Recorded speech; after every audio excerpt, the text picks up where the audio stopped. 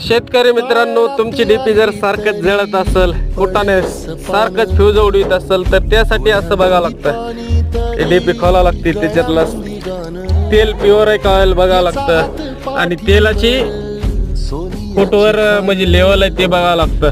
वर्षातून 1-2 वेळेस असं बघणे, कुठला राड एखादा गेलाय का नवा टाकणे, किंवा केबल गेलं तर हे अशी खाली यंत्रणा सगळी केबल फाडायला चालू आहे. मग ते सगळं बघून व्यवस्थित वर्षाला मेंटेनन्स 1-2 वेळेस वर्षातून करावं लागतं डीपीचं. तेव्हा लाईटीची समस्या ज्यादा राहत नाही. इकडे सुवासराव आहेत आमचे, हे असे ह्या टोपणाला 62 नट आहेत मित्रांनो. 62 नट हे खोलून टोपणवरी उचलून मध्ये डीपी मध्ये बघावं लागत असतं असं तेल आहे का कसा. आम्ही इकडे आहेत, बापू मी. अशा पद्धतीने तुम्ही मेंटेनन्स